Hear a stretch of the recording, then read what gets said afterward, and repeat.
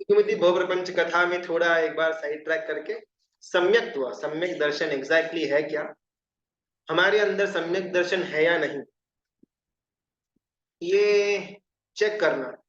अभी आगे जो आज हम शायद 1 या 2 दिन के गैप में जो डिस्कस करेंगे सम्यक्त्व, इसका डिस्क्लेमर ये सिर्फ और सिर्फ अपने अंदर है या नहीं चेक करने के लिए हम यूज कर पाएंगे। किसी और कोई और, चाहे वो श्रावक हो, श्राविका, साधु भगवंत हो, साध्वी जी भगवंत हो, वो समकीर्ति है या नहीं ये चेक करना बिल्कुल भी हमारा कार्य नहीं।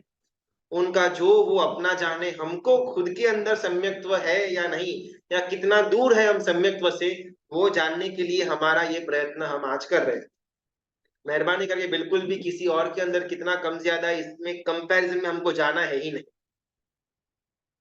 सम्यक दर्शन जी, जब अचर्मावर्त काल में से चर्मावर्त काल के अंदर प्रवेश करता है ग्रंथि भेद के द्वारा, वो ग्रंथि भेद की भूमिका में आगे जाते जाते जाते सम्यक दर्शन की प्राप्ति करता है, जिसमें उत्कृष्ट अर्ध पुद्गल परावर्तन काल उसका रह जाता है।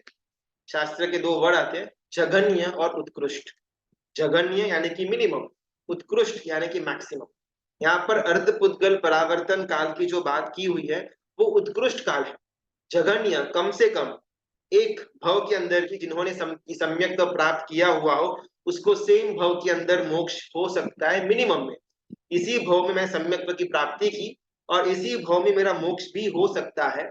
लेकिन हमारे लिए, हम जिस द्रव्य क्षेत्र काल भाव में है, हमारे लिए शायद इस भव के बाद डायरेक्टली मोक्ष पॉसिबल ना हो, लेकिन सम्यक्त्व की प्राप्ति वो हम कर पाएंगे। ऐसा ही सम्यक्त्व, जिसके बिना मोक्ष मार्ग है ही नहीं। सम्यक्त्व सबसे पहला हमारा जंक्शन टुवर्ड्स मोक्ष। सम्यक्त्व ना 3 प्रकार के होते हैं, उपशमिक, शायोपशमिक और क्षायिक सम्यक्त्व। ज्यादा डिटेल में नहीं जाते, वरना एक कर्म ग्रंथ का अलग से क्लास हो जाएगा। पहले 2 कैटेगरी के जो सम्यक्त्व है, उपशमिक और क्षायोपशमिक, वो जीव को आकर के वापस जा सकता है। हम हमेशा समकीति के अंदर रहे ये जरूरी नहीं, और ये शायद हमारे लेवल पर पॉसिबल भी नहीं। मैंने कोई धर्म आराधना की, मैंने कोई अच्छी भावना भाई, या फिर मैं कोई अच्छी क्रिया के अंदर जुड़ा, तो उस समय अगर मेरा मन, वचन और क्रिया की एक ही तरह का योग था, तो उस समय के लिए शायद एक समय, एक आधा सेकंड के लिए मैं सम्यक्त्व आया हुआ होगा और अगले ही सेकंड चला गया हुआ होगा। जिस प्रकार हमारे मन के विचार बदलते रहते हैं, अगर मैं धर्म क्रिया के समय मन के अंदर मेरे उसी क्रिया के अनुरूप के विचार चल रहे हैं, तो शायद सम्यक्त्व मुझे आ सकता है। लेकिन जैसे ही मेरे दिमाग से विचार बदला, तो क्रिया के अंदर का जो भाव था वो प्रकट मैंने नहीं किया और कोई और टाइम पास वाला विचार के अंदर चला गया, तो उसी मोमेंट सम्यक्त्व मेरा जा भी सकता है। ठीक है, सम्यक्त्व आए या जाए उसमें ज्यादा चिंता करने की जैसी बात है नहीं। हमको पूरे भव भ्रमण के दरमियान एक बार भी अगर सम्यक्त्व की स्पर्शना हो जाती है, तो हमारा मोक्ष तक पहुंचने का काउंट डाउन शुरू। 1 सेकेंड के लिए सम्यक दर्द प्रक्स करके आके अगर निकल भी गया ना, कोई प्रॉब्लम नहीं। लेकिन एक एक छोटा सा एक समय के लिए, एक अंतर मुहूर्त के लिए भी अगर सम्यक्त्व ने हमको स्पर्श किया हुआ है, तो उसी क्षण से हमारा भव भ्रमण का काउंट डाउन शुरू हो जाता है। तीसरी कैटेगरी का सम्यक्त्व है क्षायिक सम्यक्त्व। ये उस प्रकार का सम्यक्त्व जो एक बार आने के बाद कभी भी वापस जाता नहीं।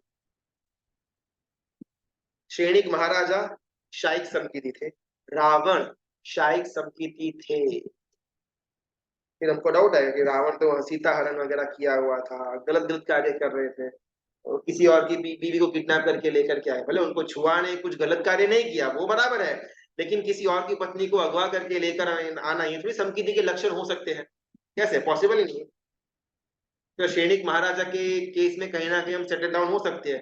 कल उनके 2-3 दृष्टांत हमने देखे, उनके सम्यक्त्व की जो टेस्टिंग देव द्वारा होती है, उसमें वो कंप्लीटली फुल मार्क्स उनको मिलते हैं। और कभी भी सैनिक महाराजा के जीवन में वीर प्रभु के संगम, उनके साथ संग होने के बाद, जब सैनिक महाराजा ने तीर्थंकर नाम कर्म निकाचित किया और जब सम्यक्त्व की प्राप्ति की, उसके बाद उनके जीवन में ऐसे कोई दुर्घटना, ऐसा कोई विपरीत वाला कार्य नहीं किया।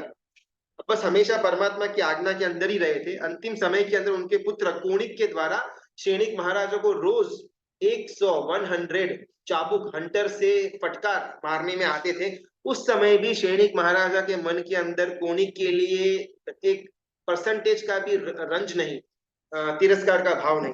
तो इतनी उच्च धारा सैनिक महाराजा की थी, जो क्षायिक संपत्ति थी।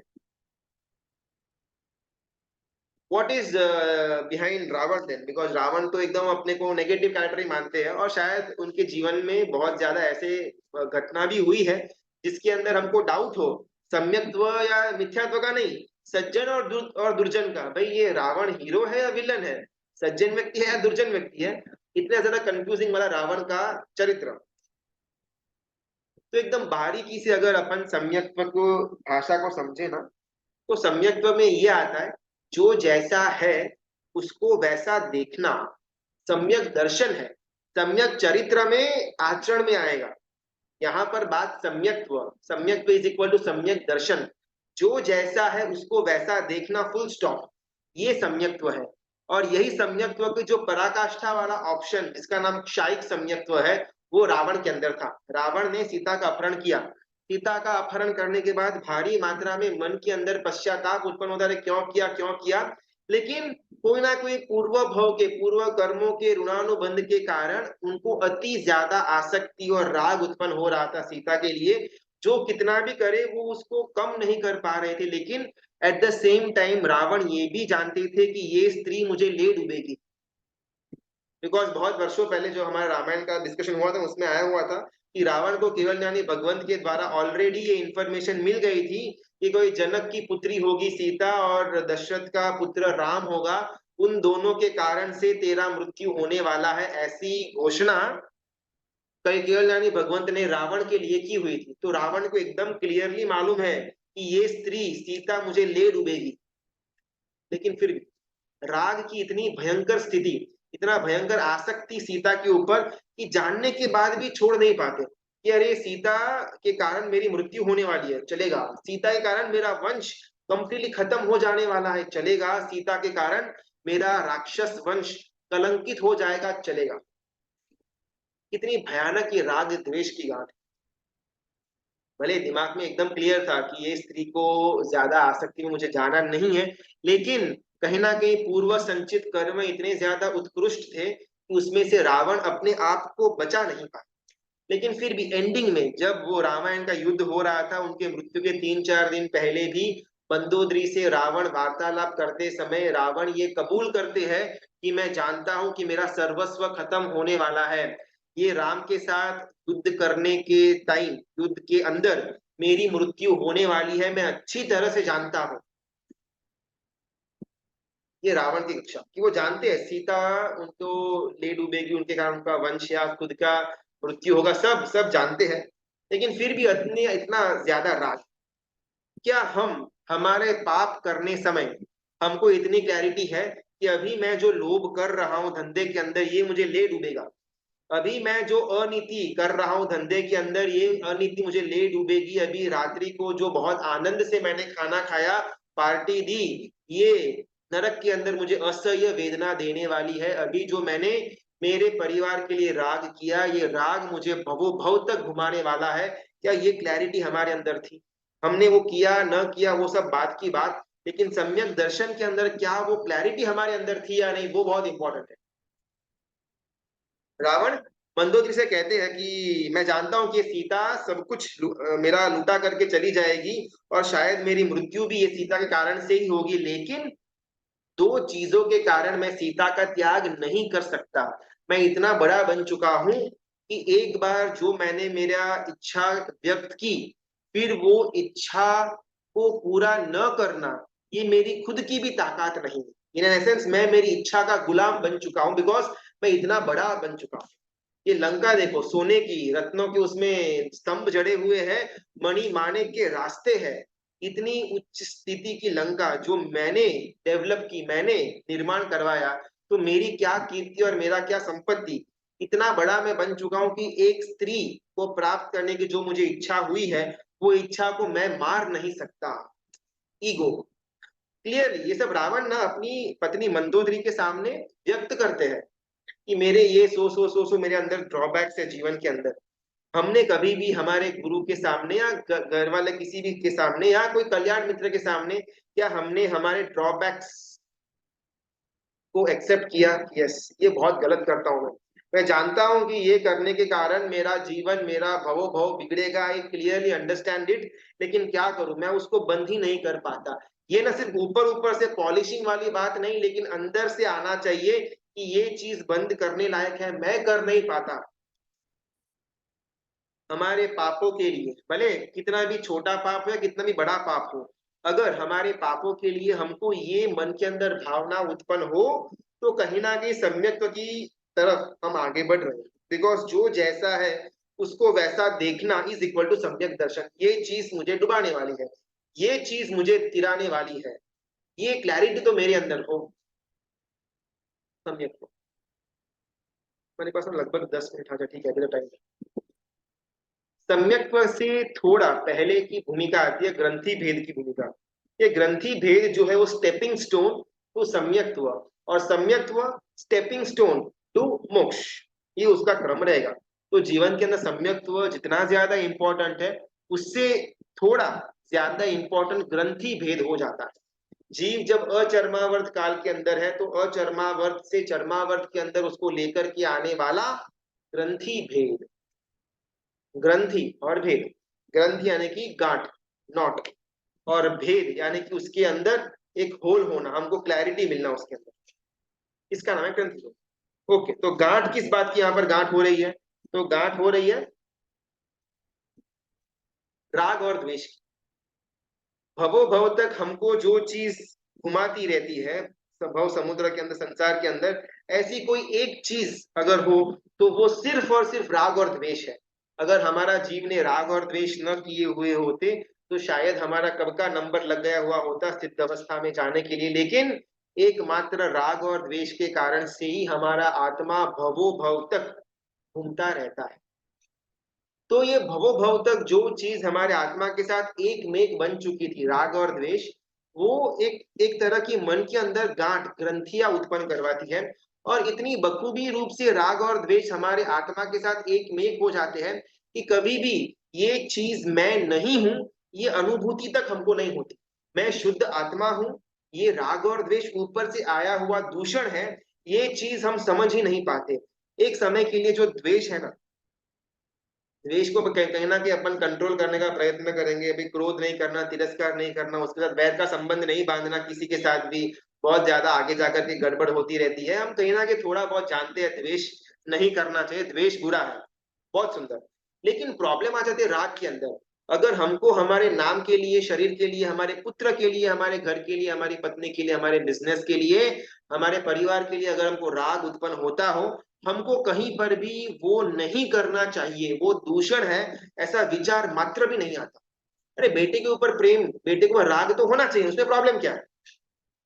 ये राग जो अनंता काल से हमारे साथ इतना एक में हो चुका है कि अभी हम अपने आप को इस राग से अलग वाली अवस्था भी हो सकती है, ये कल्पना भी नहीं कर पाते। मैंने मेरे खुद के पैसे कमाए मेहनत करके, उसके ऊपर मैं राग करूं तो प्रॉब्लम क्या है? कोई अनीति नहीं करी हुई है, एकदम प्रॉपरली टैक्स वगैरह भर करके किसी को चीटिंग किए बिना मैंने 10 पैसे कमाए, तो उसके ऊपर मुझे राग हो तो क्या प्रॉब्लम है? हाँ, किसी का मैं अनीति करूँ, चोरी वगैरह करूँ, वो गलत है। नीति से कमाए उसमें क्या प्रॉब्लम है? मेरा खुद का परिवार, मेरा खुद का बेटा, मेरा खुद का वंश जो आगे लेकर के जाएगा, उसके ऊपर अगर मैं राग करूं तो क्या प्रॉब्लम? मेरी खुद की बेटी जो मेरा वंश को दिपाएगी, उसके ऊपर अगर मुझे राग हो तो क्या प्रॉब्लम? एक समय के लिए द्वेष की जो गांठ है ना, उसको समझना, और उसमें कहीं ना कहीं वो गांठ को ओपन अप करना, लूज करना, वो पॉसिबल है, वो इजी है, उसमें ज्यादा डिफिकल्टी नहीं है। डिफिकल्टी तो मूल राग में आती है, बिकॉज ये राग हमको भानी भुला देता है। अरे ये चीज तो बहुत ज्यादा डेंजरस है, द्वेष से भी एक अपेक्षा में राग ज्यादा डेंजरस है। ये स्थिति का भान ही हमको नहीं करवाता। ग्रंथि भेद के समय के अंदर जी, कहीं ना कहीं ये राग और द्वेष के अंदर का जो ये कंप्लीटली मेसअप है, जो गांठ है, उसको जानेगा, और वो गांठ को भेदन छेदन करेगा, उसके आर पार निकलने का प्रयत्न करेगा। कैसे? दिन में चाहे सुबह से लेकर के रात तक इंसान घूमता रहे, संसार के अलग अलग घटनाएं कामों के अंदर व्यस्त रहे, लेकिन दिन की 10 मिनट, 15 मिनट, 20 मिनट, आधा घंटा, 1 घंटा वो इंसान अलग से बैठेगा और विचार करेगा what the hell am I doing. सुबह से लेकर के रात तक बस टाइम पास के ही काम किए, यहाँ पर गया, वो थोड़ा बहुत धंधा किया, वापिस आया, पंचायतें की, थोड़ा बहुत चैटिंग किया, ब्राउजिंग किया, स्टेटस रखे, फेसबुक देखा, इंस्टाग्राम चेकआउट किया, लाइक किया, कमेंट किया, इसी के अंदर मेरा दिन निकल गया। मैं कर क्या रहा हूँ बॉस? ये चीज तो कुत्ता बिल्ली भी कर लेता है। मैं मनुष्य बना हूं, जिन शासन को मैंने प्राप्त किया हुआ है, what the hell am I doing. और ये विचार उसको आएगा, एवरीडे आएगा, भले 10 मिनट के लिए हो, 15 मिनट के लिए हो, लेकिन ये विचार अंदर में कंप्लीटली एक बौखलापन क्रिएट करेगा। अरे यार मैं कर क्या रहा हूँ, पूरा दिन फालतू का काम किया हुआ, एक भी चीज मैं यहाँ से लेकर के जाने वाला हूं नहीं। नाम भी कमाया, इधर का इधर शरीर के साथ रह जाने वाला है, संपत्ति भी परिवार लोग ले लेने वाले हैं, कपड़े भी जला दिए जाएंगे, गाड़ी भी बेच दी जाएगी, घर भी तोड़ दिया जाएगा। मैं किस चीज के पीछे भाग रहा हूं? ये ना ग्रंथि भेद का समय है। जीव को जो सम्यक दर्शन की निकटता में है, सम्यक दर्शन का स्टेपिंग स्टोन पर खड़ा है ग्रंथि भेद, वो ग्रंथि भेद के समय कहीं ना कहीं इस प्रकार के विचार, शायद यही शब्दों के अंदर ना हो, लेकिन यही भाव उसको डेली आए, और डेली अंतर से थोड़ा थोड़ा वो भाव उसको हचमचाना शुरू कर दे, और वो अपने लाइफस्टाइल में शायद चेंज करे या ना करे, वो सम्यक चरित्र की भूमिका के अंदर आ जाएगा। लेकिन ये जीव, ये विचार, ये जीव को एवरीडे सताएगा। ये है ग्रंथि भेद। अगर हमको ऐसा नहीं हो रहा है, तो शायद आगे का जो सम्यक्त्व का टॉपिक है हमारे लिए वो सेकंड स्टैंडर्ड हो जाएगा, ग्रंथि भेद फर्स्ट स्टैंडर्ड हो जाएगा। पहले हम ये डेवलप करें। यहाँ पर मैं फेसबुक में देखना बंद करूंगा, स्टेटस रखना बंद करूंगा, कमेंटिंग करना बंद करूंगा, शायद वो पॉसिबल नहीं है, और वो कर भी नहीं पाऊंगा, बिकॉज अभी मैं बहुत ज्यादा वो किंडरगार्टन, केजी की भूमिका के अंदर हूँ। तो फर्स्ट स्टैंडर्ड में सिर्फ वो हमको क्लियरली दिखना चाहिए कि ये संसार के अंदर जितनी भी मैं चीजें कर रहा हूँ, सारी की सारी बकवास चीजें हैं, किसी का कोई अर्थ नहीं। ये हमको महसूस हो, मालूम हो, और अंदर से एक छोटा सा रोमांच, एक अंदर से एक एंजाइटी क्रिएट करे, तो मुझे करना क्या? अगर ये सब कुछ व्यर्थ है, कुछ भी लेकर के जाने वाला हूं नहीं, ये सब का कोई आगे कोई काम है ही नहीं, तो मुझे करना क्या चाहिए? चलो ठीक है, हम पूरा दिन कोई ना कोई संसार के कामकाज के अंदर व्यस्त रहेंगे, परिवार है तो एक उसका भी कर्तव्य रहेगा, ठीक है। लेकिन इसके अलावा मैं यानी कि जो आत्मा, मेरा खुद के प्रति का कर्तव्य क्या है? चलो मैं जानने का प्रयत्न करता हूँ, और इसके द्वारा वो जीव सम्यक ज्ञान के क्षेत्र में आगे बढ़ेगा। ये सब कुछ टाइम पास है, बकवास है, अंडरस्टूड, ओके, लेकिन कुछ करना तो पड़ेगा ना। खाली फोकट ऐसे थोड़ी बाबा के माफी बैठ पाएंगे पूरा का पूरा दिन। तो करना क्या चाहिए मुझे? एक ग्रंथि भेद की अवस्था में रहे हुए जीव को ये सब विकल्प उत्पन्न होंगे, और इसी विकल्प के अंदर आगे जाते जाते वो जीव सम्यक ज्ञान को प्राप्त करना शुरू करेगा। ओके, मैं क्या कर सकता हूँ? ओके, स्वाध्याय डन, ठीक है, थोड़ा बहुत मैं काउत्सर्ग कर दूंगा, परमात्मा की पूजा कर दूंगा, थोड़ा बहुत मैं सामयिक करूंगा, प्रतिक्रमण करूंगा, लेकिन ये हर एक चीज जो पहले भी हो रही थी और ये ग्रंथि भेद के समय में जो हो रही, उसमें डिफरेंस होगा। अभी ये सारी धर्म क्रियाओं के पीछे संसार के प्रति जो आसक्ति थी वो बहुत कम होगी, संसार के प्रति जो निर्वेद है, जो कंटाले का भाव है, वो शुरू होएगा। मुझे सामायिक सामायिक करने के लिए नहीं करना, मुझे सामायिक संसार से छूटने के लिए करना है। प्रतिक्रमण किसी के शर्म में आकर के नहीं करना, लेकिन दिन भर इकट्ठा किए हुए पापों को धोने के भाव से मुझे प्रतिक्रमण करना है। परमात्मा की पूजा रूटीन नियम है, इसके लिए करना नहीं है, लेकिन यहाँ एकमात्र स्थान ऐसा जहां से मैं गुणों को प्राप्त कर सकता हूँ, इसके लिए मैं पूजा कर रहा हूँ। ऐसा हर एक धर्म क्रिया जो पहले भी होती थी, कुछ नया नहीं है कि एक बार ग्रंथि भेद हो गया और सब क्रिया हमने शुरू कर दिया, ऐसा नहीं है। शायद यही क्रिया हम पहले भी करते होंगे, लेकिन ग्रंथि भेद के बाद संसार के प्रति का जो आकर्षण है वो कम होगा, और ये धर्म क्रिया ही, ये धर्म का अंग ही मेरा एकमात्र सहारा है। वो अनुभूति के साथ हम वो धर्म करेंगे। ये ग्रंथि भेद का समय, ये बहुत बहुत आवश्यक है जीव को डेवलप करना। अगर ये नहीं हो रहा है तो कहीं ना कहीं हमारी धर्म आराधना हम सिर्फ पुण्य और पाप के लिए ही कर रहे हैं, कहीं पर भी धर्म में या मोक्ष में आगे बढ़ने का हमारा कोई विचार था ही नहीं, ऐसा हमको मान लेना चाहिए। ग्रंथि भेद के को प्राप्त किए बिना जितनी भी धर्म आराधनाएं हम करते हैं वो सिर्फ और सिर्फ संसार बढ़ाने वाली है, बिकॉज ग्रंथि भेद यानी कि चर्मावर्त, और जब तक ग्रंथि भेद नहीं तब तक अचर्मावर्त। तो अचर्मावर्त यानी कि अनंता संसार, उसमें हम जैन पना भी मिलेगा, श्रावक पना भी मिलेगा, साधु पना भी मिलेगा, धर्म आराधना भी करेंगे, लेकिन कभी भी मोक्ष के मार्ग में हम आगे बढ़ेंगे नहीं। लगभग हमारे पास 10 मिनट का समय है, फिर ये मीटिंग बंद हो जाएगी। तो कुछ प्रश्न जो यहाँ तक है उसको ले लेते हैं, और फिर एक्चुअल में सम्यक्त्व के गुण क्या है, दोष क्या है, उसको अपन बाद में जानते हैं। आत्मा की अनुभूति ही सम्यक्त्व है ना, तो सम्यक्त्व होता है तब हमको वो फील होता है। हमको कैसे पता चलना कि आत्मा हमको फील हुआ, वो सम्यक्त्व है या आभास है? देखो, आत्मा फील होना ये थोड़ा बहुत आगे की भूमिका है। आत्मा आभास, स्व का आभास, आत्मा रमणता, ये सब बहुत ज्यादा आगे की भूमिका है। इस पर अभी हमको जाना नहीं है। अभी जो जैसा है वैसा हमको दिखना। संसार दुख रूप है, संसार मुझे कंटाला आना चाहिए, संसार मुझे सिर्फ और सिर्फ दुर्गति के अंदर लेकर के जाएगा, ये विचार नहीं, ये इंफॉर्मेशन नहीं, ये अनुभूति संवेदना के साथ मेरे अंदर उत्पन्न होना चाहिए, वो ग्रंथि भेद है। आत्मा की अनुभूति बाद में होगी। जिज्ञासा के लिए सैनिक महाराजा के पुत्र उनको क्यों चाबुक मारते थे? पूर्व भव की एक उनकी कथा आती है, सैनिक महाराजा और कोणिक की। एग्जैक्टली ना वो पात्र के नाम तो नहीं मालूम, लेकिन उसमें कहीं ना कहीं कुछ गड़बड़ की हुई होती है सैनिक महाराजा ने ये कोणिक का जो भव था उसके साथ।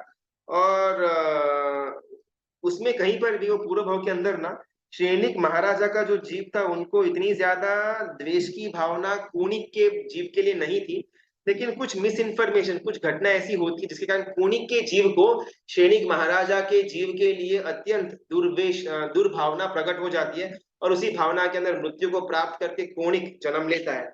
और ये बात का पुरावा यहाँ तक भी आता है कि जब कोणिक छोटा था, सैनिक महाराजा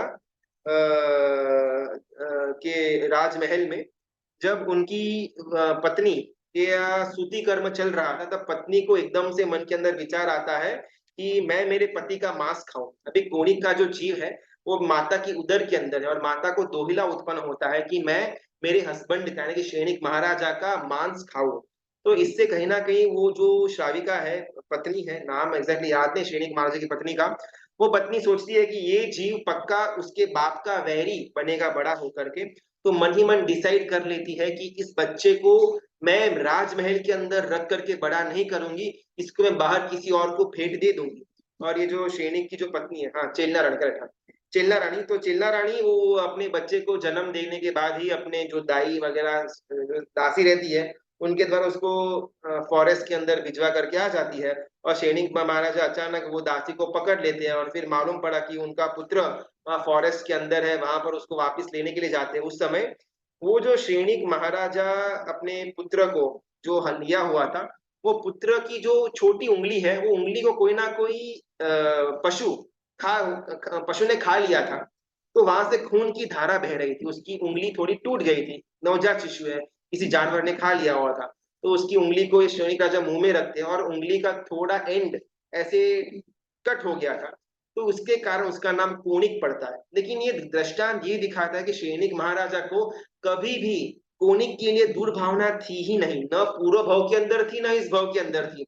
ये कोणिक का कोई ना कोई पूर्व भाव के अंदर मिस इन्फॉर्मेशन चल रहा था, जिसके कारण उसको सैनिक महाराजा के जीव के प्रति द्वेष हुआ, वो द्वेष में मरा, और इस भाव में आकर के भी वही द्वेष की धारा को आगे लेकर के जाता है। क्या पंचंग काल में सम्यक दर्शन हो सकता है? देखो, हम जिस काल में है ना, इस काल के अंदर शायद सम्यक तो पॉसिबल नहीं, बिकॉज कुल ना 6 संघेड़ होते हैं। संघेड़ यानी कि हमारे बॉडी के अंदर के जो बोन्स है ना, वो बोन्स किस प्रकार रखे गए हैं उसका नाम संघेड़ आता है। सबसे पहला जो तीर्थंकर परमात्मा को जिस प्रकार के अंग की रचना होती है, जिसको वृषभ वज्र वज्र ऋषभ नाराज संघेन, यानी कि उनके बोन्स, ये बोन है, ये बोन है, इसको ऐसे डाल दिया और ऊपर वज्र से लॉकिंग कर दिया। ये बॉडी जिसके बोन्स जॉइंट्स ऐसे है, उसको अगर आप ऊपर से नीचे भी डालो शिला के ऊपर से, तो भी शिला टूटेगी, उसके हड्डी को, उसके बॉडी को कोई प्रॉब्लम नहीं होगा। एग्जाम्पल हनुमान जी का। तो प्रथम संघयन वाले जो होते हैं उन्हीं को तीर्थंकर पणा मिलता है। तीर्थंकर के भव में प्रथम संघयन आवश्यक है, और उसके बाद के बोन्स की जितनी जो डेंसिटी है वो कम होते होते होते 1 2 3 4 5 6 लेवल्स तक आती है। तो पहले 4 प्रकार के जो संघयन है, वो संघयन वाले जीवों को शायिक सम्यक्त्व उत्पन्न करना पॉसिबल है। आखिरी के जो 2 संघयन वाले हैं, वो सिर्फ औपशमिक या क्षायोपशमिक सम्यक्त्व को धारण कर पाएंगे। तो हम अभी जो छठा संज्ञान हमारा चल रहा है, एकदम वर्स्ट काइंड ऑफ बॉडी, एक बोन ऐसा है, एक बोन ऐसा है, बस टचिंग में है, छोटा मोटा यहाँ पर ब्रेक मारेगी तो बोन हमारा डिसलोकेट हो जाएगा, ऐसा हमारा बॉडी की रचना। तो हमको जिस प्रकार का संघर्ष मिला हुआ है, इस संघर्ष, इस बॉडी की रचना में हम कभी भी क्षायिक समकीति को, क्षायिक सम्यक्त्व को प्राप्त नहीं कर पाएंगे। तो हमारे लिए सिर्फ औपशमिक और क्षयोपशमिक का ऑप्शन बच जाता है, लेकिन ये भी कुछ प्रॉब्लमेटिक नहीं है। सम्यक्त्व एक बार आकर के चला भी जाता है तो भी हमारा भव का काउंटडाउन तो शुरू हो ही जाएगा। कौनिक पिछले जन्म में मुनि थे, क्षणिक महाराजा ने गोचरी के लिए बुलाया, जब घर पे आए घर पे नहीं मिले, ऐसी सेम रिपीट 4 टाइम्स हुआ, शायद इसे द्वेष हुआ था शायद। नहीं, वो मेरा गुणसिन अग्नि शर्मा की स्टोरी है एग्जैक्टली। कौनिक की जो है, एक बार रेफरेंस से हम कल बात करेंगे। ऐसा हो सकता है कि हम पहले के भव से क्षायिक सम्यक्त्व लेके आए हुए हो। देखो, क्षायिक समकीति जो जीव है ना, ऐसा पॉसिबल तो है कि जब प्रथम 4 संघर्ण के अंदर उसने क्षायिक सम्यक्त्व प्राप्त किया हुआ हो और फिर वो ये छठा संज्ञान उसको मिला हुआ हो, लेकिन ऐसा जनरली होता नहीं है, बिकॉज क्षायिक सम्यक्त्व जिसके पास है वो मैक्सिमम 2 से 3 भवों के अंदर अंदर उसका मोक्ष हो ही जाता है। फिर चाहे सैनिक महाराजा हो या रावण हो, जिनकी बात अपन बात करें, तो अभी हमारा एक आधा भव के अंदर मोक्ष हो, इसके चांसेस तो एकदम नेक्स्ट टू जीरो लगते हैं। तो हमारे अंदर क्षायिक सम्यक्त्व होने के चांसेस एकदम जीरो ही मान सकते हैं। तो हमको हमेशा सम्यक्त्व जो प्राप्त करना है वो औपशमिक या क्षायोपशमिक की कैटेगरी का ही हमको मिल सकता है at this point of time. और ये भी ना वर्क इन प्रोग्रेस रहेगा। अगर हमने थोड़ा बहुत सम्यक्त्व को जाना, उसको प्राप्त करने के लिए हमने पुरुषार्थ किया, तो हमारा काम वहां पर खत्म नहीं हो जाता। वर्षी तप वगैरह क्या है ना, एक साल हमने तप किया, हमारा वर्षी तप पूरा हो गया, हमने 8 दिन उपवास किया तो हमारा 28 हो गया, ऐसा सम्यक्त्व के लिए नहीं है। हमने सो गुण को प्रकट करवाया, हमारा सम्यक्त्व हो गया, बिल्कुल भी नहीं। ये वर्क इन प्रोग्रेस है, बिकॉज हमारे पास जो सम्यक्त्व है वो आकर के चला जाएगा। तो इसको जितना ज्यादा हम अपने पास सम्यक्त्व के अंदर अपने खुद को रखते हैं, उतना ज्यादा मात्रा का कर्म निर्जरा हमारी होती रहेगी। तो ये हमेशा जीवन पर्यंत, जीवन के अंतिम समय तक भी सम्यक्त्व को प्राप्त करने के लिए हमको हमेशा एक्टिव रहना चाहिए। वीर प्रभु को नैसार के भव में शायिक सम्यक्त्व नहीं था, नहीं शायिक सम्यक्त्व नहीं था। अब ये काम करते अपना ना थोड़ा बहुत ये हाँ, हमें धर्म कैसे करना, हाँ, ठीक है, अपना ना बस 2 मिनट का सेशन बाकी, एक काम करते हैं, सेशन को एंड करते हैं। और बहुत ही इंपॉर्टेंट जो आज का टॉपिक एक्चुअल में था, सम्यक्त्व के गुण, सम्यक्त्व के दूषण और सम्यक्त्व के भूषण, ये 3 चीजों को शायद कितना जान पाएंगे मालूम नहीं, लेकिन उसको अपन एकदम तुरंत नेक्स्ट सेशन में जानते हैं। मैं यहाँ पर सेशन को एंड करता हूँ। सबसे रिक्वेस्ट है कि वापस का वही का लिंक क्लिक करके आपको ज्वाइन होना है। धन्यवाद। हाँ, मेन तो एक ये बात करनी थी, कल शनिवार का दिन मुकेश भाई का सेशन पूरा रेडी है, लेकिन शायद अगर ये जूम का लिमिटेशन रहेगा तो कल उनका सेशन हम कर नहीं पाएंगे, तो अगले हफ्ते सोमवार या मंगलवार के दिन उनका सेशन रखने की भावना है। और अगर कल तक ये जूम का इश्यू सॉर्ट आउट हो गया तो कल शाम को मुकेश भाई का सेशन रहेगा। जो कुछ भी है कल की इन्फॉर्मेशन व्हाट्सएप ग्रुप में सबको मिल जाएगी। और अगर कल उनका सेशन नहीं भी होता है तो हम हमारा जो सम्यक्त्व की जो टॉपिक है उसको कल कंटिन्यू करेंगे। अच्छा, आवाज नहीं आ रही क्या? Not able to hear. मेरे ख्याल से हाँ, मैंने अनम्यूट तो किया हुआ है। ठीक है, आ रहा है। पूर्व में सभी तीर्थंकर भगवान और सारे गुरु भगवंत और आज भी क्लियर है ना? ओके, ठीक है, धन्यवाद। आज भी गुरु भगवान बोलते हैं कि संसार असार है, तो हमको ये बात इजीली समझ में क्यों नहीं आती, क्यों हम संसार में लिप्त रहते हैं? ये प्रश्न सबको होना चाहिए कि हमेशा हमने यही सुना हुआ है, संसार छोड़ने लायक है, संसार में कंटा लाना चाहिए, संसार से उबना चाहिए, संसार अनंत भव करवाने वाला है, लेकिन अभी भी हमको ये संसार छोड़ने का मन होता क्यों नहीं?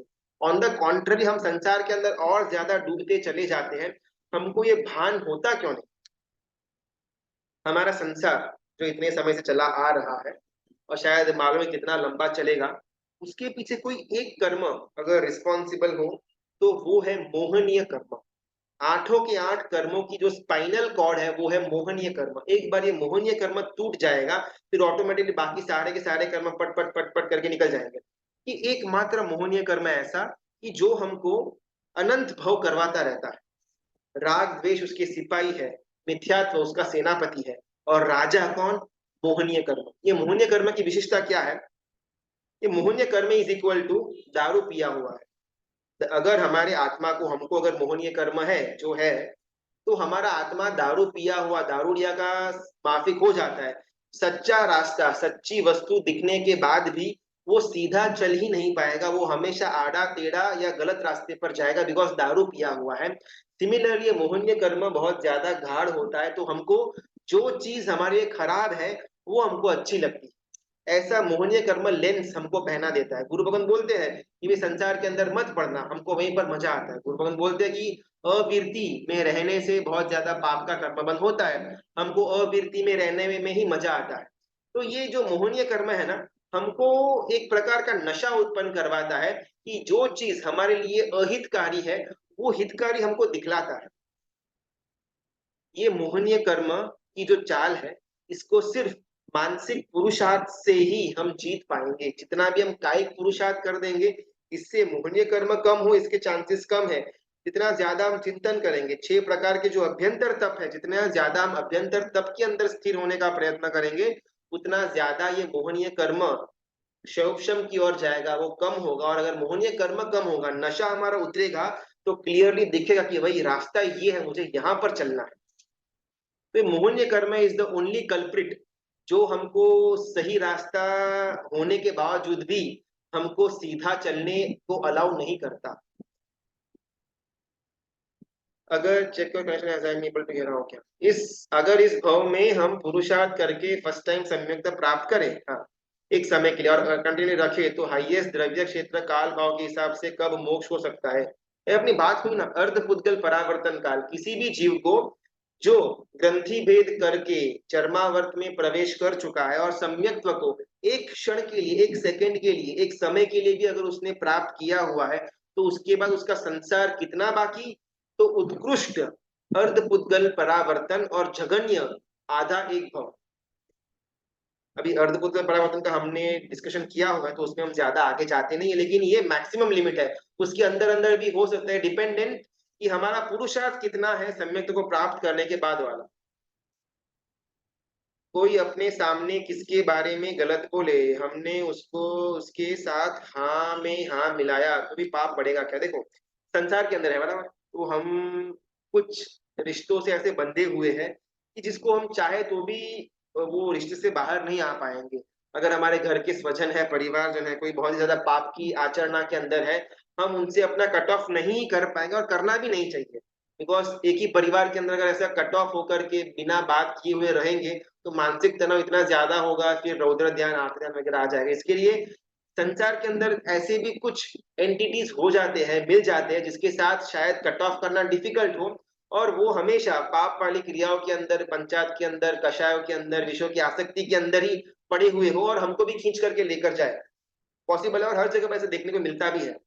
घर में अगर 4 व्यक्ति है, एक आधा 2 व्यक्ति को धर्म की बहुत ज्यादा इच्छा होती है, लेकिन पति है या फिर पत्नी है, तो वो इतना ज्यादा सपोर्टिव होते नहीं एक दूसरे को। तो उसमें क्या करना? देखो, हमारा जो कर्म बंध है ना, तो कर्म बंध जो हमको लगता है कार्मन वर्गना, जो हमारे आत्मा प्रदेश के साथ चिपकती है, उसके पीछे का जितने भी कारण है ना, मिथ्यात्व हो या कषाय हो, अवीरती हो या मन वचन काय की सक्रियता हो, इसमें मेजॉरिटी मानसिक कारण आया हुआ है। मिथ्यात्व ये मानसिक रीजन है, कषाय ये दिमाग में उत्पन्न होता है, अवीरती वापिस ये मानसिक क्रिया हो जाएगी, मन वचन काया की सक्रियता ये सबसे लास्ट ऑप्शन है कर्म बंद होने का, और उसमें भी काया एक छोटा सा भाग ही रह जाता है। तो मेजरली हम कर्म बंद, चाहे पुण्य के हो या पाप के हो, वो मेजरली हम हमारे विचारों के माध्यम से करते हैं। भले हम कुछ एक एक ढांचे में, एक सोशल फैब्रिक, एक फैमिली फैब्रिक के अंदर बंधे हुए हैं, हम न चाहते हुए भी किसी की पंचायत की बात हो या किसी कोई पाप वाली क्रिया हो, उसमें हमको मौखिक रूप से समर्थन देना भी पड़े, कायिक रूप से समर्थन देना भी पड़े, लेकिन उसमें से कहीं पर भी अगर हमारा मन में विचार अलग शुभता वाला है तो वो चलेगा। वचन से और काया से न चाहते हुए भी पाप क्रिया करनी पड़े, उस समय अगर हमारा मन शुभता के अंदर पड़ा हुआ है, तो जो भी हमको कर्म का बंध होगा, पाप कर्म का बंध होगा, वो अल्प लेवल का होगा।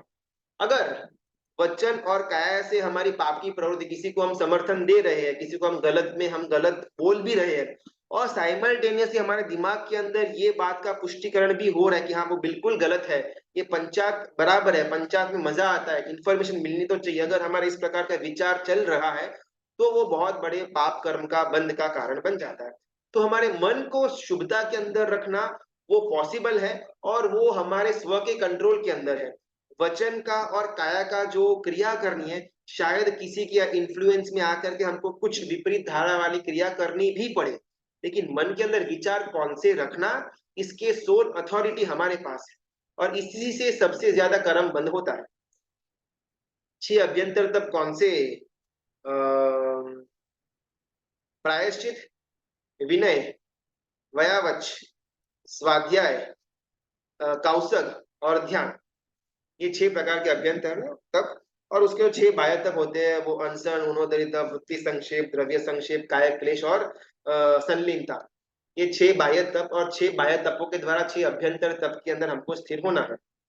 कौसग में मन योग का त्याग है, तो मन में चिंतन क्या होना चाहिए, मन ब्लैंक रखना मुश्किल है। देखो, हमने ना जब अनर्थकीय सूत्रार्थ देखा हुआ था, तब उसमें आया हुआ था ताव कायम ठानेनम मौनेनम जानेनम अप्पाणम वो सिरामी, यानी कि ताव कायम काया का, ठानेनम स्थान, मौनेनम वचन, ताव ठानेनम मौनम जानेनम यानी कि मेरे विचारों का, अप्पाणम यानी कि मेरे आत्मा का भी मैं वो सिरामी करता हूँ। तो कौसक के अंदर मन, वचन, काया, तीनों का वो सिरामी साइमल्टेनियसली, प्लस आत्मा को भी वो सिराना है। तो उस समय बहुत ज्यादा अच्छी डिस्कशन के अंदर हम गए हुए थे, आज वापिस रिपीट तो नहीं कर पाएंगे, लेकिन उस समय हम है ही नहीं, कंप्लीटली इन एंड आउट मैं कौसक के अंदर हूँ। मैंने कुछ समय पहले देखा हुआ था एक बहुत अच्छा एक फॉर्मूला, कि संसार के अंदर जो हमारी भावनाएं होती है ना, वो कहीं ना कहीं मैं प्लस तू इक्वल टू मैं, यानी कि मैं और तू अगर मिले, मैं जो बोलूं वैसा ही होना चाहिए, ऐसी हमारी भ्रमणा होती है, इज इक्वल टू मैं, संसार के अंदर की भावना। कहीं अगर शादी हो जाती है, कपल अगर है, तो मैं प्लस टू इक्वल टू हम, मेरी बात और तेरी बात दोनों का समन्वय करके हम आउटपुट में आएगा। मैं प्लस तू इक्वल टू तू, जब कभी भी हम गुरु भगवंत के पास जैसे शिष्य की भूमिका के अंदर है, तब ये इक्वेशन काम में आएगा। मैं और आप यानी कि तू गुरु भगवंत इज इक्वल टू तू, भले मैं कुछ भी इच्छा रखूं, लेकिन फाइनली होगा तो वो ही जो आप मुझे गाइड करेंगे। इससे भी आगे अध्यात्म की, कायोत्तर की, धर्म ध्यान की, शुक्ल ध्यान की धारा के अंदर आता है तू प्लस तू इक्वल टू तू, कि परमात्मा बाहर भी आप हो, अंदर भी आप हो, मैं किधर है ही नहीं, न एलएचएस के अंदर मैं है, न आरएचएस के अंदर मैं है। ये कौशल के अंदर हमको ये भूमिका तक पहुंचना है, मैं का नाम का अस्तित्व कोई बचा है ही नहीं, बिकॉज अभी कंप्लीटली अंदर में कौशल आ चुका है। मेरा न मन है, मेरा न वचन है, मेरा न काया है, मैं न आत्मा भी हूँ। मैं क्या हूँ? सिर्फ कौशल, अंदर भी कौशल, बाहर भी कौशल, ये भूमिका है। तो अभी कौशल के अंदर चिंतन किसी, बिकॉज हमको ना ये बहुत डिफिकल्ट है कि भाई आपको कुछ भी नहीं करना है, ऐसा कोई बोले अरे लेकिन वो बराबर है, कुछ भी नहीं करना, लेकिन वो कैसे करना? बिकॉज हमने कभी भी वो जो ब्लैंक स्टेट है उसको महसूस या उसका इमेजिनेशन हमने किया हुआ है ही नहीं। तो हमारे लेवल पर लोगस का जो कौशल हम जनरली करते हैं, तो उसके अंदर लोगस में अलग अलग जो तीर्थंकर परमात्माओं के नामस्तवना आती है, वो नामों के अंदर जाने का भावना हमको रखनी चाहिए, या लोगस की बाकी की जो 4 गाथा शाश्वती गाथा है उसके अर्थ की चिंतवना के अंदर हमको रहना चाहिए बिगिनिंग के लिए। लेकिन ये अर्थ चिंतवना से हमको वापिस पहुंचना, तो वो कौशल वाली जो एक्चुअल धारा है उसके अंदर पहुंचना। 6 अभ्यंतर तक, हाँ ओके। प्रायश्चित पहला अभ्यंतर तक। दूसरा विनय, देव गुरु संघ और साधर्मिक के प्रति विनय। तीसरा वयावच, बाल वृद्ध ग्लान और तपस्वी का वयावच। चौथा स्वाध्याय, वाचना प्रश्ना परावर्तना अनुप्रेक्षा धर्म कथा, ये पंचविध प्रकार का स्वाध्याय, ये चौथा अभ्यंतर तप। पांचवा कायोत्सर्ग, 10 या 20 लोगस का कर्मक्षय के लिए हमको रोज करना होता है, तो रूटीन में वो जो कायोत्सर्ग आता है उसको अभ्यंतर तप में कायोत्सर्ग, पांचवा अभ्यंतर तप। और छठा धर्म ध्यान या शुक्ल ध्यान के अंदर रत रहना, आर्त ध्यान और रौद्र ध्यान से दूर रहना, ये छठा अभ्यंतर तप। आज समय बहुत ज्यादा निकल गया एक्चुअल में, तो जहां तक पहुंचना था वो सम्यक्त्व के भूषण, वहां तक तो हम स्टार्ट नहीं कर रहे, लेकिन ठीक है, आज एक काम करते हैं, एक अच्छी शुरुआत करते हैं। सम्यक्त्व के 5 दोष है, सॉरी, सम्यक्त्व के 5 गुण है। समकित आत्मा जो होगी उसके अंदर ये 5 गुण होंगे, प्लस सम्यक्त्व के 5 दूषण होते हैं, प्लस सम्यक्त्व के 5 भूषण होते हैं। गुण प्राप्त करने जैसा, भूषण प्राप्त करने जैसा, दूषण छोड़ने लायक। अभी अगर हमारे एक हाथ में गोबर है और साइड में नीचे फूल पड़ा हुआ है, फूल का क्या बोलते हो, गार्लैंड पड़ा हुआ, माला पड़ी हुई है, तो हमारा पहला काम होगा कि हाथ में जो गोबर है उसको नीचे रखेंगे, फिर फूल हाथ में लेंगे। गोबर भी हाथ में है वो, और एक और हाथ में फूल है, तो ज्यादा फूल की महत्वता हमको मालूम नहीं पड़ेगी, बिकॉज गोबर की स्मेल वो अभी भी हमारे पास रहेगी। तो सबसे पहला कार्य फूल को लेने का नहीं होना चाहिए, सबसे पहला कार्य गोबर को नीचे रखने का होना चाहिए। तो सम्यक्त्व के जो ग्रहण करने जैसे जो 5 गुण और 5 भूषण है, उसमें न जाते हुए इनिशियली 5 दूषण जो है उसकी तरफ हम आगे बढ़ते हैं। बिकॉज गोबर जब तक हाथ में रहेगा तब तक कितना भी अच्छा इत्र हम ले लेंगे उसका स्मेल नहीं आएगा, बिकॉज गोबर भयानक स्मेल हमारे साथ पड़ा हुआ है। तो सबसे पहला हमारा पुरुषार्थ गोबर को नीचे रखने का होना चाहिए, यानी कि सम्यक्त्व के जो दूषण है, जो हमको सम्यक्त्व पैदा नहीं करवा सकते, उस दूषणों को जीवन से दूर करने का पुरुषार्थ सबसे पहला हमारा होना चाहिए। सबसे पहला दूषण आता है सम्यक्त्व के अंदर शंका। शंका किसके लिए शंका? तीर्थंकर परमात्माओं के ऊपर शंका, तीर्थंकर परमात्माओं के वचनों के ऊपर शंका, तीर्थंकर परमात्मा के शासन के ऊपर शंका। सबसे पहला दूषण। यहाँ पर ना वापस डिस्क्लेमर, मेरा कितना इन्वॉल्वमेंट है इसके अंदर वो चेक करने के लिए हम इसको जानते हैं। किसी और का, मेरे भाई का, मेरे फ्रेंड का, मेरे घर वालों का कितना इन्वॉल्वमेंट है ये बिल्कुल भी जानना हमारा कर्तव्य, हमारा बात है ही नहीं। मैं कितना दूषण के अंदर हूं, मुझे अपने आप को ये पैरामीटर से मापना है। शंका, शायद अगर अपन बोल दे कि भाई हमको परमात्मा के अंदर शंका तो कोई है नहीं, परमात्मा परमात्मा है, उनके वचनों को मेरे कंप्लीटली मैं शंका रहित मानता हूँ और उनका शासन सर्वश्रेष्ठ है, ये मैं मानता हूँ। अगर मैं ऐसा क्लियरली मानता होऊंगा तो कहीं ना कहीं जो अन्य धर्म के देवी देवता या उनका अन्य धर्म या उनके अन्य धर्म गुरु, किसी एक के लिए भी मेरे मन के अंदर थोड़ा बहुत भी खिंचाव या इंटरेस्ट नहीं होना चाहिए। वीर प्रभु सर्वश्रेष्ठ है, लेकिन भाई वो ब्रह्मा विष्णु महेश भी ओके, मतलब ठीक ठाक है, उसमें भी अपन जाना चाहिए। भले तीर्थंकर परमात्मा सर्वश्रेष्ठ है, लेकिन छोटा मोटा काम निकलवाना हो तो सिद्धि विनायक बेस्ट है। एक बार मानता मानो, चल करके जाओ, सारे काम पूरे।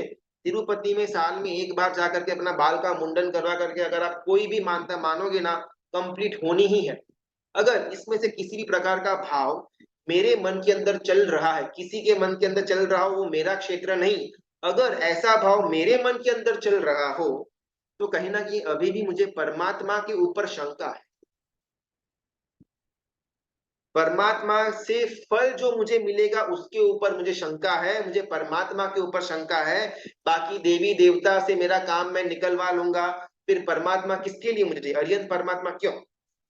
अगर मेरे मन के अंदर ऐसा विचार आता है तो कहीं ना कहीं मैं सम्यक्त्व से बहुत दूर हूं, मेरे अंदर शंका नाम का सबसे पहला दूषण पड़ा हुआ। दूसरा, परमात्मा के वचनों के ऊपर मुझे शंका होना। ये बोला है कि भाई उपदान करेंगे तो 8वें भाव के अंदर मोक्ष मिल जाएगा, इसे तो मोक्ष माला पहनाई हुई है। वो शत्रुंजय तीर्थाधिराज की छठ से करके 7 यात्रा करेंगे तो 30 या चौथे भाव के अंदर मोक्ष तो कंफर्म है।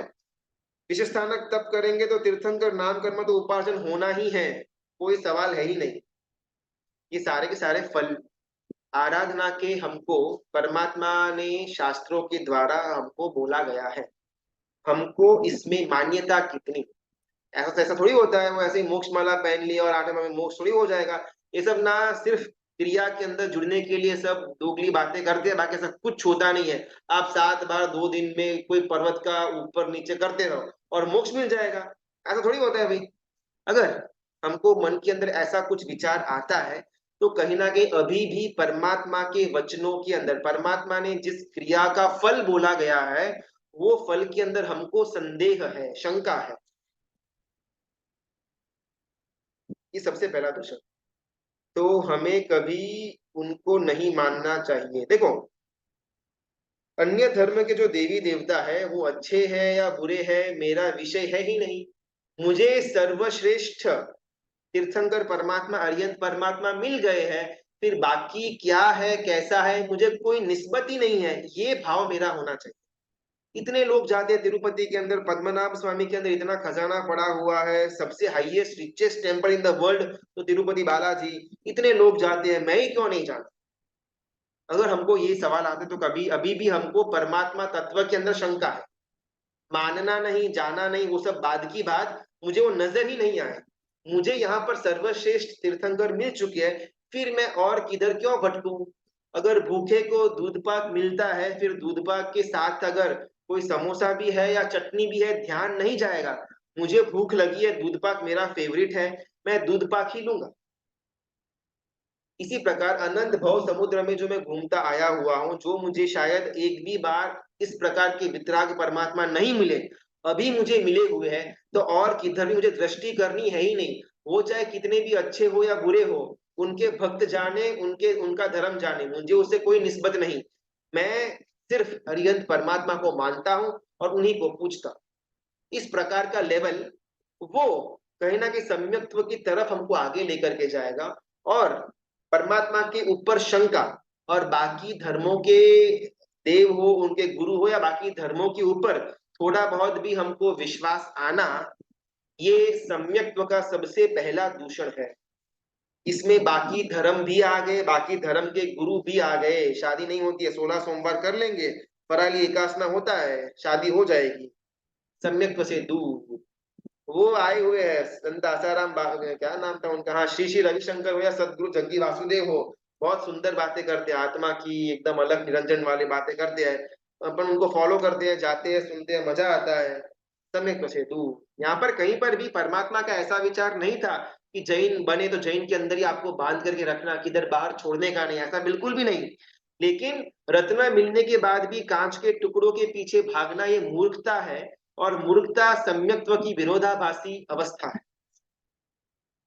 जिसको जाना है वो जा सकते हैं, मेरा कोई बाप का कुछ जाता नहीं है, लेकिन मुझे नहीं जाना, ये स्थिरता मेरे अंदर होनी चाहिए। जिसको जो करना है वो करे, मैं कुछ उपदेश देने के लिए नहीं बैठा हुआ हूँ, मुझे मेरा सम्यक्त्व प्राप्त करना है और मुझे खुद को मोक्ष में लेकर के जाना है। कोई पूछे मैं बताऊं वो बात अलग है, लेकिन जो वहां पर जाता हो उसको बड़ा बड़ा लेक्चर देना, सम्यक्त्व की बड़ी बड़ी बातें करना, मिथ्यात्व के बारे में लेक्चर देना, ये बिल्कुल भी उचित नहीं है। ये हमारा कर्तव्य भी नहीं, कार्य भी नहीं। हाँ, कोई पूछा हम समझाए वो बात अलग है, लेकिन अगर कोई श्रावक है यहाँ भी जाता है वहां भी जाता है, उसको जाकर के मीटिंग करना, उसका ब्रेन वॉश करना, ये हमारा कार्य बिल्कुल भी नहीं है। सबसे पहला दूषण शंका।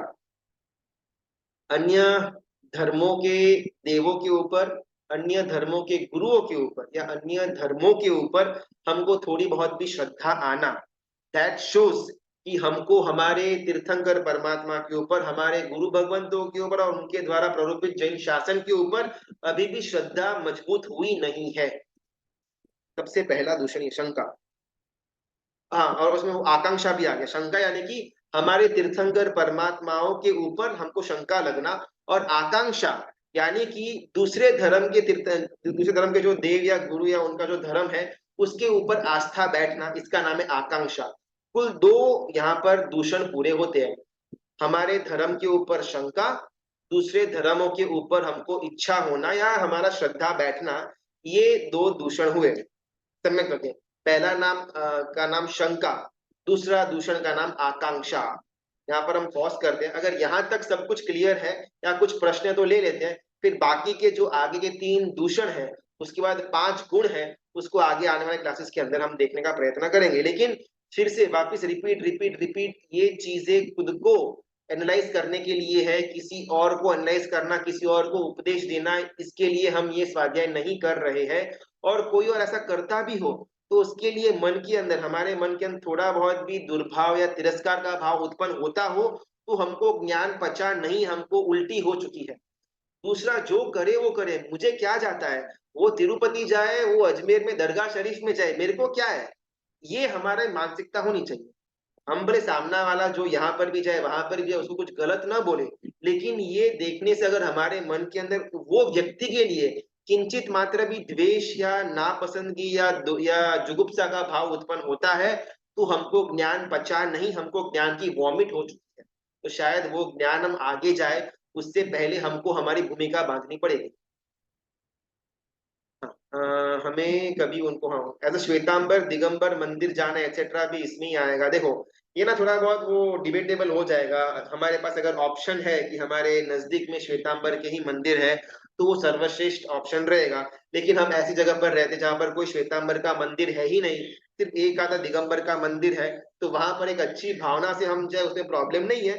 लेकिन फिर उनके जो रीति रिवाज है उसमें हमको जाना नहीं चाहिए, बिकॉज उसमें क्या होगा ना, दोनों की सामाचारी कंप्लीटली एकदम डिफरेंट है। और हम यहाँ भी जाएंगे वहां भी जाएंगे तो किसी भी एक जगह पर हमारा श्रद्धा बैठ ही नहीं पाएगा। वहां पर पूजा करने की स्टाइल बिल्कुल अलग है, परमात्मा की रचना बिंब एकदम अलग है, यहाँ पर एकदम अलग है। तो वहां पर जाएंगे तो हम वो डिफरेंसेस नोट डाउन करेंगे, वो इनका तो चक्षु नहीं, इनका तो ये नहीं, इनका तो वो नहीं है। और यहाँ पर आएंगे तो हम यहाँ पर डिफरेंसेस नोट डाउन करने में आगे बढ़ जाएंगे। तो परमात्मा के लिए जो भाव उत्पन्न होना होगा उसमें कहीं ना कहीं कचाश रह जाएगी, हम डिफरेंसेस या कंपैरिजन के अंदर ही आगे निकल जाएंगे। तो अगर हमारे पास ऑप्शन है, अगर हम खुद श्वेतांबर परंपरा के अंदर है तो श्वेतांबर के जो मंदिर है, मूर्ति पूजा के जो मंदिर है, वहां पर जाना उपयुक्त रहता है। और कोई और ऑप्शन है ही नहीं, हमारे पूरी लोकेलिटी में एक ही दिगंबर का मंदिर है, तो वहां पर अच्छी भावना से हम जाए उसमें कोई प्रॉब्लम नहीं। लेकिन ये केस टू केस वेरी होगा।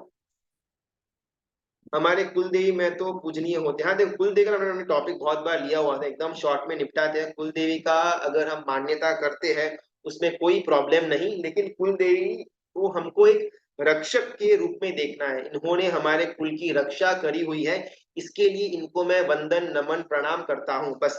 अभी कुलदेवी मेरा ये प्रॉब्लम सॉल्व कर दे, कुलदेवी मुझे वो दे दे, मेरे घर पे बच्चा हो जाए, मेरे बच्चे की शादी हो जाए, मेरा टेंथ निकल जाए, मेरा ये नौकरी लग जाए, ये सब भावना रखना वो मिथ्यात्व है।